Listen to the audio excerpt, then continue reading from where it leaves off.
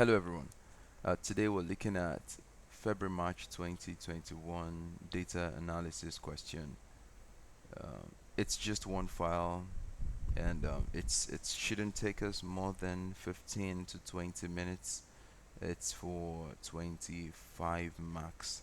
So quickly we would take a look at this and try to walk through it. Okay, so the first step is to open and examine the file m21 income.csv in a spreadsheet package. That is what I have done here. We have the file opened right here. Okay, and the next task is to place the text last edited by followed by a space, your name, center number, and candidate number center aligned in the footer. Last edited by. Okay, and you would notice the last edited by is emboldened. It's emboldened. Okay, so we'll start with that. Last edited by in the footer, center aligned. So we insert a footer right here. That's the header. So from here we can go to the footer. Last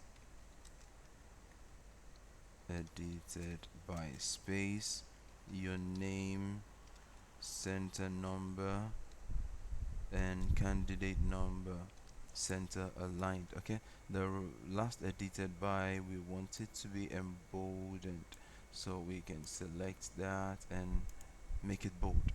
Yes, and that's about it.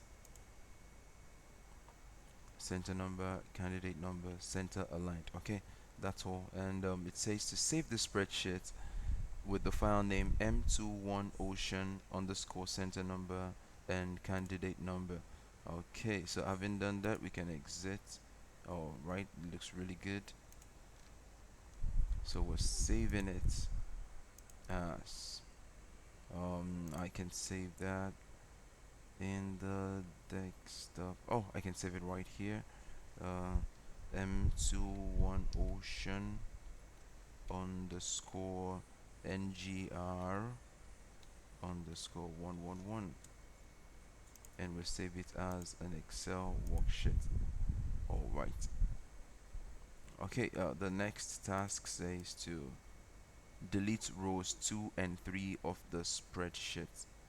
Okay, so we delete rows 2 and 3 of our spreadsheet and format the spreadsheet to look like this. You would notice a lot of this has to do with formatting, and it's for 10 marks. So this is something really awesome to do. It's nice. Let's work on that. Format the spreadsheet to look like that. In order to achieve that, I think it might be beneficial to just place it side by side. Okay, so we have this done. Now the first thing is to merge cells A1 to I1. A1 to I1 should be merged and centered. Then we merge C1, C2 to I2. Okay.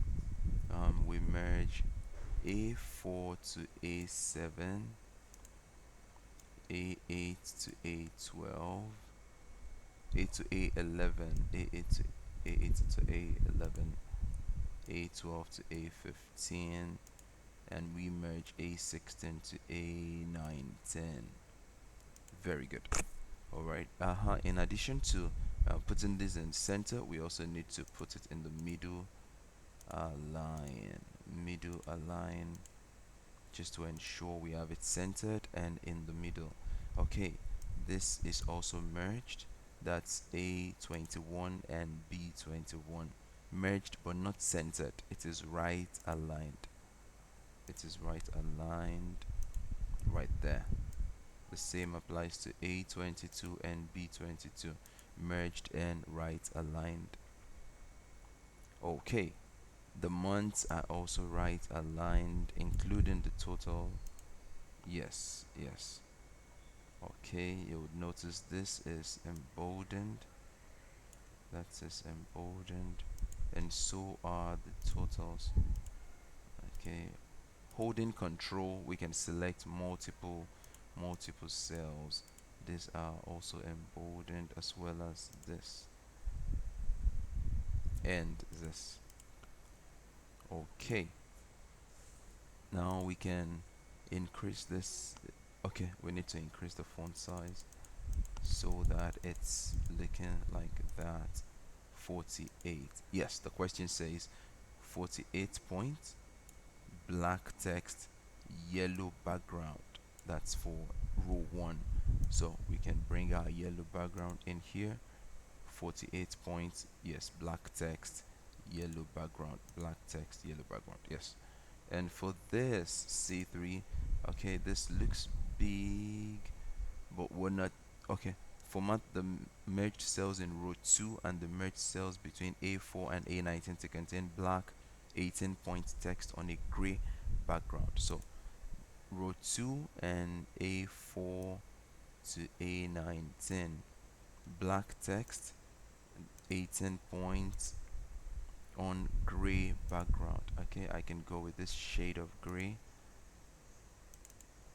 Okay, and you would notice the same shade of gray is what is used for this as well. This as well as this and this and this and this. Okay, the same shade of gray. All right, we have that. What else? What else have we not added? Okay, if you take a look at it, you would also see that the currencies have been given the dollar symbol. So let's do the same thing. We right click, we go to format cells, and from there we can select the currency, changing the symbol from the default to the dollar symbol. Okay, select all just so we can see all the values clearly. Okay, this looks decent. All right, what are we leaving undone? Okay, there are borders. You would notice these are not just the grid lines, they are actually borders. So let's add the borders, all borders, just so it looks really good. Yes, it looks good. This can be ignored. This is showing the page layout for the print. So if I'm to print this, this is where the first page will stop. Alright, so we are not bothered by this. But for those who might be bothered by it, we can simply go to the layout view. That's from the view, okay? Take it to the normal view, page break view, normal view, and then we get to see everything clearly. Okay, alright, I think that's about it for the first 10 marks. In a few minutes we got that done and we have our 10 marks. Oh, we are not done. Okay, this should be centered. Centered. All right. Okay, now we are done. It looks like this, as expected. Okay, having covered this, we can go on to all the tasks that are expected of us. All right, so the next task says to enter functions in the appropriate cells to calculate the total income for each quarter for each region. Total income for each quarter. Quarter 1, the total income for each region. Okay, so that would be the total for each quarter for each region. These are the regions: North America, South America. So for quarter 1 for North America, we need the total income for this region. That's the total income. Okay, for quarter 2 North America as well, we have the total income. Now it's selected from April to June. That's the second quarter. For quarter 3 North America as well, we have the sum function, and we select from July to September. Quarter 4 North America as well,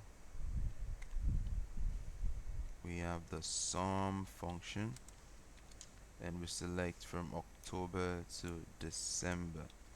Alright, now having done that, we can simply replicate it across the other regions by clicking on the the little square on the bottom right, you can see every time I move it close to that little square, the cross changes to the dark one, and I click and drag, so it replicates it across the other regions.